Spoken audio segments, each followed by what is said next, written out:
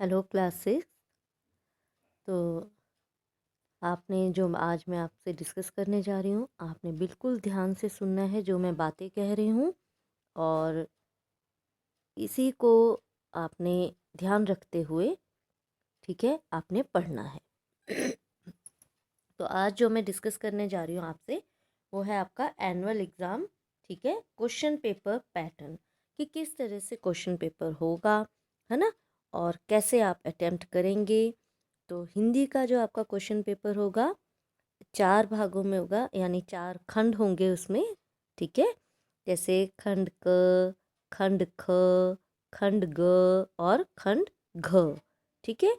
तो पहले खंड क में आपका क्या होगा, अपठित गद्यांश और अपठित काव्यांश, ठीक है। तो ये अनसीन होता है ना, तो अपठित गद्यांश आपका अनसीन पैसेज होगा, है ना, ये अनसीन आपका प्रोज, ये पोइट्री होगी, ठीक है।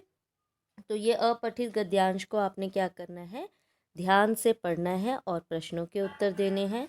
काव्यांश को भी आपने ध्यान से पढ़ना है और प्रश्नों के उत्तर सही ढंग से आपने देने हैं, ठीक है। तो पहले अपठित गद्यांश और काव्यांश को करने का तरीका क्या है कि पहले क्वेश्चंस पढ़िए और फिर गद्यांश या काव्यांश पढ़िए और फिर प्रश्न उत्तर कीजिए, ठीक है। फिर है आपका अगला, आपका होगा प्रश्न आपका पठित गद्यांश यानी बुक का ही आपका होगा, किसी भी चैप्टर में से पैराग्राफ, उसी में से क्वेश्चन आंसर्स होंगे। फिर पठित काव्यांश यानी बुक का ही होगा, जो ऑलरेडी आपने पढ़ा है। फिर प्रश्न उत्तर होंगे आपके 2 मार्क्स के, 4 क्वेश्चन होंगे। फिर आपके जो क्वेश्चन होंगे प्रश्न उत्तर, वो 3 मार्क्स के 3 क्वेश्चंस होंगे, ठीक है। तो इसलिए आपने ध्यान से देखना है, प्रश्न भी ध्यान से पढ़ने हैं। फिर आपका ये आ जाएगा खंड ग में आपका व्याकरण आ जाएगा, ठीक है। तो व्याकरण में आपका ये देखिए, भाववाचक संज्ञा बनाना, तो आपने अभ्यास सागर में भी वही पढ़ने हैं जैसे जो यहाँ बता रही, जैसे भाववाचक संज्ञा, तो भाववाचक संज्ञा 1 to 20 चैप्टर्स में देख लीजिए, तो बहुत कम पेजेस में होगी वो, है ना। तो उसमें देखकर बस वो भाववाचक संज्ञा सारी पढ़ लीजिए, है ना। संज्ञा, उससे भाववाचक संज्ञा बनाना हमने पढ़ा ना, वीरता, बचपन, बुढ़ापा, है ना, बच्चा से बचपन, बूढ़ा से बुढ़ापा, ऐसे वाले। और फिर है विलोम शब्द, है ना, तो वो भी थोड़े से पेजेस में ही है, 4-5 पेजेस में, तो सारे विलोम शब्द पढ़ लें इकट्ठे। फिर वाक्यों को बहुवचन रूप में बदल कर लिखिए, है ना, यहाँ पर वचन बदलो, आपको शब्द का नहीं है, वाक्य को बदलना है। लिंग बदलो, तो सब बुक का ही होगा, बुक को ध्यान से पढ़ेंगे। लिंग बदलो, वाक्यों को पढ़कर विशेषण के भेद लिखिए, वाक्य पढ़ेंगे, वाक्य दिया होगा, फिर आपने विशेषण का भेद लिखना है कि गुणवाचक विशेषण है, संख्यावाचक है ना, कौन सा है। अच्छा, वाक्यांशों के लिए एक शब्द लिखिए, है ना, अनेक शब्दों के लिए एक शब्द या वाक्यांशों के लिए एक शब्द, एक ही बात होती है। अच्छा, फिर आएगा वाक्यों में उचित मुहावरों का प्रयोग कीजिए, यानी कि आपको वाक्य दिया होगा, रिक्त स्थान होगा, उसमें आपने उचित मुहावरा आपने लगाना है। फिर पर्यायवाची शब्द लिखिए, तो दो पर्यायवाची आपने लिखने हैं। शब्दों के सही रूप लिखिए, यानी कि वो स्पेलिंग गलत होगी, उसको आपने सही करके लिखना है ना। फिर आएगा वाक्यों को पढ़कर काल का नाम लिखिए, आपको सेंटेंस दिया होगा, आपने लिखना है वर्तमान काल है, भूतकाल है या भविष्य काल है ना।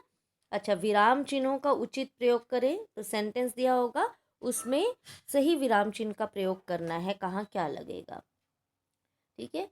शब्दों में उपसर्ग लगाकर शब्द बनाइए, ठीक है, शब्द दिए होंगे, उसमें आपने सही उपसर्ग लगाना है और फिर नया शब्द बनाना है। अच्छा, रेखांकित अंशों के कारक का नाम लिखिए, यानी कि आपको सेंटेंस दिया होगा, उसमें अंडरलाइन किया होगा, आपने उसको पढ़कर कारक का नाम लिखना है। और कारक हमने कौन से पढ़े हैं, 8 कारक पढ़े हैं, कर्ता ने, कर्म को, करण से, है ना, ये पढ़ा है ना, ये बस वही है, आपने देखना है, ने है तो करता है ना, इस तरह से। अच्छा, शब्द और प्रत्यय अलग कीजिए, शब्द दिया होगा, आपने मूल शब्द और प्रत्यय को अलग करना है, ठीक है। शब्दों की रचना स्पष्ट कीजिए, अच्छा, शब्द दिए, जैसे बुक में है ना, शब्द दिया है, फिर आपने शब्द रचना, है ना, वो बनानी है, जैसे शांति प्रिय, तो शांति जमा प्रिय, तो ये शब्द जमा शब्द हो गया, या शब्दांश जमा शब्द जिसमें होगा, तो उस तरह से आपने पढ़ लेना है। अच्छा, फिर अंत में आपका लेखन भाग में हो जाएगा खंड घ में पत्र और अनुच्छेद। तो पत्र में भी चॉइस होगी, अनुच्छेद में भी चॉइस होगी, लेकिन आपने क्या काम करना है, वर्कबुक के भी आपने पत्र अनुच्छेद रहने देने हैं और जो पहले कराए हैं उसको भी आप छोड़ देंगे। जो अभी रिसेंटली मैंने आपको अनुच्छेद और पत्र कराए हैं आप उनको पढ़ लीजिएगा, ठीक है। और ध्यान से आपने पेपर करना है, ठीक है। एक बार मैं इसको फिर स्क्रॉल करके दिखा देती हूँ। आपने पेपर पैटर्न ढंग से देखना है कि कौन कौन से टॉपिक हैं, वही आपने तैयार करने हैं, ठीक है।